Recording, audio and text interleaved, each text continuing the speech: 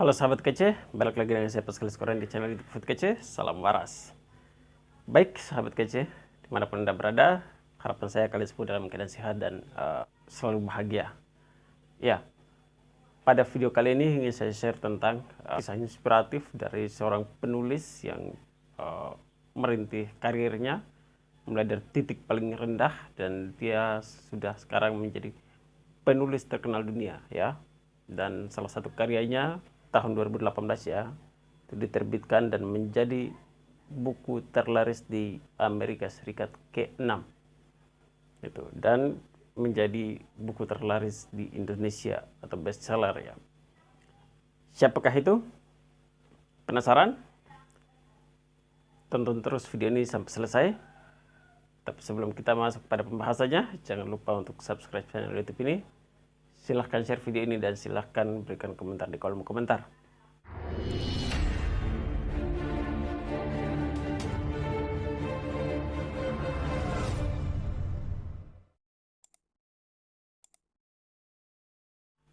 Sahabat kece, teman-teman kalangan penulis atau teman-teman yang mungkin tanda kutip kutu buku atau pecinta buku, saya pikir sudah mungkin tidak asing lagi dengan nama seorang penulis asal Amerika Serikat yang namanya Mark Manson, seorang penulis buku dengan judul The Subtle Art of Not Giving a Fuck, atau dalam bahasa Indonesia yang kita kenal, sebuah seni untuk merasa bodoh amat. Ini bukunya ya, sebuah seni untuk merasa bodoh amat. Nah, ini penulisnya Mark Manson. Anda harus tahu bahwa sebelum menjadi penulis, Mark Manson adalah seorang blogger ya, yang dengan jumlah pembaca lebih dari 2 juta viewers ya. Atau analisis similar web mencatat kunjungan perharinya ya mencapai 1,5 juta UV ya, atau unique visitor ya, pengunjungnya ya. Pertama-tama yang perlu Anda ketahui tentang Mark Manson sebelum sukses menerbitkan buku sebuah seni untuk merasa bodoh amat hingga menjadi bestseller ya, dia memulai aktivitas menulisnya melalui blog ya. Dia hanya menulis sebatas blog, dan waktu itu tidak ada penerbit-penerbit yang bersedia untuk menerbitkan karya-karya tulisnya. Bahkan ada penerbit yang menolaknya, katanya kata-katanya terlalu kasar, terlalu negatif, pokoknya segala macamnya. Jadi hampir bertahun-tahun dia tidak diterima di satu penerbit sekalipun, tidak ada. Jadi ya sudah, tulisan-tulisannya ya dia hanya menulis di blog saja ya, sebagai mungkin bentuk daripada frustrasi, bentuk daripada curhatan-curhatannya dia ya, daripada tertampung terus dalam otak, dikeluarkan ya. Salah satu tempat curhatannya ya, atau tempat menampung ide-idenya dia itu ya, blog itu tadi menjadi ruangnya dia untuk menampung semua karya tulisnya dia. Dan tulisan-tulisan tersebutlah menjadi salah satu buku yang hari ini saya pegang ya. Harapan saya kalian harus punya buku ini, karena ini nasihatnya berbalik dari yang kita pikirkan ya, tidak seperti biasanya yang kita mendapatkan nasihat. Akan saya bahas di 4 poin di sini sebagai perangsang untuk Anda semuanya supaya penasaran untuk cari bukunya itu. Jadi itu tadi, Mark Manson menjadi penulis laris karena tidak sengaja ya. Jadi iseng-iseng saja begitu. Jadi ya, ini yang akan saya bahas pada hukum pertama sikap bodoh amat, atau dalam hal ini jangan berusaha. Nah, ini yang tadi saya bilang. Jadi nasihatnya itu berbalik dari yang nasihat yang biasanya. Jadi Mark Manson ya mengatakan bahwa Anda tidak boleh berusaha. Jadi ya bermula dari menulis blog ya, membawa dia menjadi penulis terkenal di dunia. Nah, jadi bukan penulis laris tujuan pertama Mark ya, namun aktivitas sering menulis untuk membawanya menjadi penulis yang sesungguhnya itu. Jadi kebiasaan menulis itulah mengantar dia ke panggung terfenomenal seperti yang kita saksikan di hari ini. Oke, berikut ini rangkuman singkat isi buku yang saya pegang ini ya. Saya hanya sampaikan poin-poin yang paling saya ingat dalam buku ini, yaitu ada 4 poin utama dalam ringkasan buku ini. Saya rasa ini sangat memberi impact positif ya, hal yang sangat bermanfaat bagi diri saya. Meski masih banyak yang lainnya, 4 ini saja ya sudah cukup ya untuk mengubah hidup Anda jika Anda benar-benar terapkan 4 poin tersebut. Ya, untuk lebih lengkapnya itu tadi saya harap Anda beli bukunya biar membaca lebih lengkap daripada apa yang saya share. Hukum yang pertama dari keempat poin itu adalah jangan berusaha. Inilah nasihat dari Mark Manson. Ya, ketika saya awal baca buku ini, saya melihat topik ini saya kaget. Ini poin yang paling mengagetkan, sekaligus menjadi terpenting dari semua bab yang disampaikan Mark. Jadi itu, Mark menasihati berlawanan arah dari yang kita pikirkan selama ini. Di mana ya seharusnya ya dalam nasihat-nasihat yang biasanya kita dengar, untuk mencapai kesuksesan, untuk mencapai apapun, kita harus berusaha, harus bekerja keras. Tapi Mark mengatakan tidak. Kita disuruh untuk tidak berusaha, usah niat-niat, ya bahasa halusnya begitu. Artinya ya jangan ada harapan-harapan begitu. Karena menurut Mark ya, berusaha malah memberi penekanan pada kekurangan. Sebab berusaha itu membawa pada orientasi hasil. Jadi kita selalu mengharapkan hasil. Nah, sementara jangan berusaha. Mark menawarkan bahwa Anda cukup fokus pada menikmati prosesnya. Bukan berarti untuk mengejar hasil. Dari itu maksudnya Mark.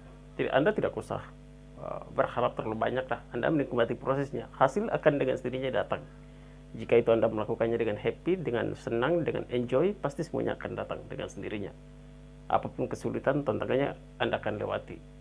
Karena Anda melakukannya tidak terburu-buru untuk mendapatkan hasil. Karena banyak orang ingin meraih kesuksesan, tetapi mereka melalui jalur-jalur yang instan. Mungkin dengan uang, dengan menunggangi orang, ataupun menyewa orang. Ya, sekarang ya banyak ya, kita bisa menemukan orang-orang seperti itu.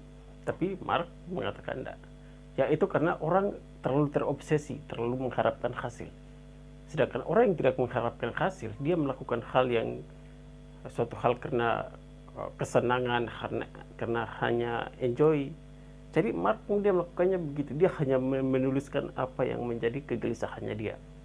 Dan tidak sadar, ya keisengan itulah yang membawa dia menjadi orang terfenomenal hari ini. Karyanya menjadi terkenal di dunia. Itulah poin inti daripada nasihatnya Mark Manson dalam buku ini. Menurut Mark ya, proses itu merupakan sesuatu yang bisa dikendalikan.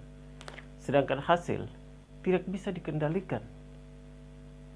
Itu ketakutan Marknya di sana. Ya. Jadi jangan berusaha, berarti ya kita diminta untuk fokus ya pada sesuatu yang masih bisa kita kendalikan untuk mencapai suatu hasil usaha ya. Jadi itu. Nah, banyak dari mereka yang sukses berangkat dari keisengan, termasuk Mark ya. Jadi penulis kodangan ya, jadi penulis gak jelas kemana arahnya ya, mungkin juga tidak pernah ia rencanakan, tapi ya sekarang malah jadi ya, dia seperti apa yang kita lihat hari ini. Ya ternyata memang benar, banyak keinginan yang terlalu ingin ya justru malah menjadi susah payah dalam mengejarnya. Jadi Anda terobsesi dengan hasil, akhirnya energi Anda akan terbuang-buang ya. Anda cepat capek karena semakin Anda kejar, semakin Anda merasa Anda melihat hasilnya semakin jauh. Gitu. Jadi Anda tidak kesabaran, lebih kesabaran ya. Tapi kalau Anda melakukannya enjoy seperti tadi, Anda tidak merasakan bahwa ada masalah, tapi Anda menikmati semua proses yang ada. Itu semakin menantang, semakin Anda happy, semakin Anda enjoy. Jadi menurut Mark ya, uang itu semakin dikejar justru semakin jauh berlari. Ya, menurut saya ada benarnya ya dengan hukum yang satu ini. Ya sebaliknya ya, ketika Anda memberi bantuan atau sedekah, justru malah akan diberikan yang lebih besar. Saya pikir ya Anda pernah mengalami hal ini. Jadi itu ya, semoga Anda bisa tangkap maksud dari Mark Manson ini. Jadi Mark mengatakan bahwa jika Anda ingin sukses terhadap suatu bidang, ya jangan terlalu Anda menggenggam suatu hal dengan erat ya. Ya dibuat santai saja, kalem saja ya. Namun tetap bersungguh-sungguh ya untuk mengusahakannya secara persisten ya, dan terus disempurnakan. Ya, ini bisa jadi tidak sama dengan Anda. Cuman ya, apa yang disampaikan oleh Mark pernah terjadi dalam hidup saya. Saya pun merasakan hal yang sama, makanya ya, mungkin saya pikir ya tidak ada salahnya jika saya share untuk Anda supaya Anda mencoba seperti itu. Jadi membaca buku sebuah seni untuk bersikap bodoh amat ya cukup membekas. Ini sangat-sangat inspiratif. Ini sangat memberi dorongan positif yang tidak terlalu memaksa saya untuk mengusahakan impian saya. Jadi ya sudah, enjoy saja kan. Apapun yang saya senang saya lakukan, ya sudah, lakukan saja begitu. Saya tidak perlu untuk harus orientasi hasilnya seperti apa, tidak penting ya. Bagi saya yang penting saya happy, ya sudah, nikmati. Tidak usah muluk-muluk, tidak usah berpikir panjang, ya sudah, jalankan apa adanya. Saya pikir buku ini semacam memberi relaksasi ya dari penatnya mengejar cita-cita yang terlalu tinggi ya, penuh tekanan, membuat stres ya, bahkan membuat panas. Saya rekomendasikan untuk Anda baca buku ini ya. Namun awas ya, untuk Anda yang ingin baca buku ini, bersiap-siaplah dengan kata-kata yang sedikit kurang tersaring ya. Masih banyak kata-kata yang kasar, kata yang kotor, kata yang, tetapi di balik itu pesan-pesan moral yang sangat-sangat luar biasa. Tadi saya sampaikan di pendahuluan, buku ini berpikir terbalik dari apa yang kita pikirkan. Jadi ya ini benar-benar berangkat dari dunianya Mark Manson, di mana dia karena keputusasaan akhirnya dia lari ke alkohol, dia lari ke perjudian, dia jadi lari ke pelacuran. Jadi itulah kehidupan, itulah dunianya dia. Jadi tidak heran jika Anda jumpai kata-kata seperti itu ya, kata-kata yang sedikit kotor, sedikit kasar ya, itulah yang terdapat dalam buku ini. Ya tentu saja ada beberapa kata-kata juga yang cukup vulgar ya. Sebagai pembaca ya harus netral, atau bisa jadi ya tidak harus menerima opini dari Mark Manson ya, itu. Tapi saya pikir itu semuanya kembali ke kita sebagai pembaca, sebagai konsumen. Kita konsumsi buku ini karena kita butuhkan. Silahkan bagaimana posisikan diri Anda untuk melihat isi buku ini. Tapi ya di sini saya mau tegaskan bahwa secara total ya, pemaparan daripada Mark atas poin pertama, jangan berusaha, tidak usah terlalu keras ya, santai-santai saja itu dalam mengejar impian. Itu lebih menyenangkan, itu lebih adem, itu lebih cool ya, daripada kita tergesa-gesa untuk memikirkan karir, memikirkan apapun. Yang kedua, hukum kebalikan. Ya, buku ini juga ya bercerita mengenai hukum yang terbalik. Itu berasal dari seorang ilmuwan ya bernama Alan Watts. Dia mengatakan bahwa semakin kuat Anda berusaha untuk merasa baik setiap saat, Anda akan merasa tidak puas karena mengejar sesuatu. Hanya akan meneguhkan fakta bahwa pertama-tama Anda tidak baik. Hukum kebalikan juga mengatakan bahwa semakin mati-matian Anda berusaha ingin kaya, ya, Anda akan merasa semakin miskin dan tidak berharga, terlepas dari seberapa besar penghasilan sesungguhnya. Bersikap masa bodoh amat sesungguhnya menghasilkan sesuatu yang lebih besar. Ya, itu tadi, santai tapi serius, pelan tapi powerful, ya, pelan tapi pasti. Yang ketiga, untuk bahagia pecahkanlah masalah ya. Jadi masalah menurut Mark ya awal dari kebahagiaan itu adalah bagaimana Anda pecahkan setiap masalah yang Anda hadapi. Karena bahagia itu berasal dari memecahkan masalah, ya. Apapun masalahnya, konsep pemecahannya selalu sama, ya. Selesaikan masalah, lalu berbahagialah. Jadi ya, menurut Mark Manson, ya, kunci bahagia adalah menyelesaikan masalah, ya, bukan menghindari atau malah lari, tapi ya menghadapi dengan penuh tanggung jawab, ya. Anda harus berani dan yakin bahwa akan selesai. Namun bagi banyak orang tidak segampang itu caranya, ya. Mereka menghadapi masalah dengan mungkin menyangkal, ya, atau memposisikan diri sebagai korban. Ini, ya, banyak orang yang mengingkari kenyataan kalau ya dirinya punya masalah. Ini tidak akan pernah menyelesaikan masalah Anda, dan Anda akan dibayang-bayangi dengan masalah-masalah tersebut. Atau senang blaming orang, ya. Diri sendiri merasa sudah banyak usaha, sudah benar. Tapi ingat kata Mark, karena menyangkal, ya, akibat mereka harus menipu diri dan mengalihkan mereka dari kenyataan hidup. Apakah Anda terus mencari alasan atau berani untuk memecahkan masalah? Jadi menghindar, ya, atau mencari alasan, mencari pembenaran diri, ya, ini memang bisa memberi kenyamanan, tapi ingat bahwa ini dalam jangka pendek, ya, akan membuat hidup Anda rapuh jangka panjang. Banyak orang meyakini bahwa masalahnya cukup besar dan tidak ada satu orang pun yang bisa untuk mencari jalan keluarnya atau menyelesaikan masalahnya dia.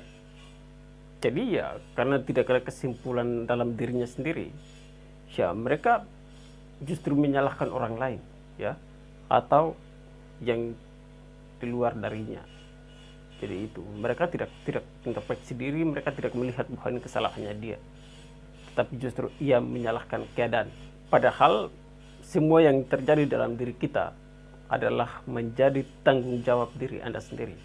Sebagaimana petuah dari Jack Canfield, bahwa ya kita harus 100% bertanggung jawab terhadap diri sendiri kalau ingin sukses, ya. Tidak bisa mengandalkan orang lain. Tinggal kita mau sabar atau tidak. Sabar dalam artian menikmati proses, ya, menyelesaikan masalahnya, atau meronta karena tidak betah, ya, itu. Jadi sambil menyelesaikan masalah, sambil menikmati proses, sambil belajar, akhirnya kita tumbuh, dapat ilmu dan pengalaman. Itulah kuncinya, ya. Yang keempat, kebahagiaan itu masalah. Bayangkan, kata Mark, ya, apa yang membuat kita bahagia hari ini tidak akan membuat kita bahagia lagi besok, karena biologi kita, ya, selalu membutuhkan sesuatu yang lebih. Fiksasi terhadap kebahagiaan secara niscaya akan meminta kita untuk tidak habis-habisnya mengejar sesuatu yang lain, seperti rumah baru, hubungan baru, ya, atau tambah momongan untuk anak, ya, kenaikan gaji, atau kenaikan jabatan, dan seterusnya. Ya, hal itu akan membuat Anda tidak peduli seberapa keras jerih payah yang kita keluarkan, berapa energi yang harus kita habiskan, berapa waktu yang harus kita habiskan. Itu. Ya, kita tidak akan temui semacam perasaan menakutkan, ya, yang serupa saat memulai semua ini. Ya, tidak cukup. Para psikolog menyebutnya dengan istilah treadmill hedonis, ya. Kondisi hidup di mana ketika penghasilan naik, gaya hidup juga ikut naik, ya. Jadi itulah kenapa kebahagiaan merupakan masalah. Kata Mark, ya, kalau mau bahagia, justru Anda harus sederhana. Jangan justru harus sederhana, ya. Kebalikan daripada apa yang orang lain kejar sebagai tolok ukur, ya, kebahagiaan umum. kebalikan dari apa yang orang lain kejar sebagai tolak ukur kebahagiaan umum setiap orang. Jadi mereka bahagia kalau kaya, ya, punya rumah mewah, mobil mahal, kayak hidup bergengsi, jabatan bagus, dan lain sebagainya. Ya, tentu semua itu tidak membawa kebahagiaan hakiki, ya, melainkan ya kecemasan, ya, tiada pernah merasa puas. Itu masalahnya. Saya pikir demikian saja dari pembahasan kita pada video kali ini. Semoga bisa bermanfaat. Ya, itulah nasihat-nasihat dari Mark Manson, seorang pecundang, ya, seorang pelacur, ya, seorang penulis kondangan yang hari ini meraih kesuksesan di dunia menulis, ya. Terima kasih karena masih stay untuk nonton video-video saya di channel YouTube ini. Jangan lupa untuk bahagia, ya, jangan lupa untuk enjoy menjalankan hidup. Jangan semuanya dibuat berat, jangan semua dipikir berat, ya, jangan semuanya dirasa ribet. Hidupnya coba dibuat santai. Saya pikir demikian saja dari saya. Semoga video ini bermanfaat. Terima kasih. Salam waras.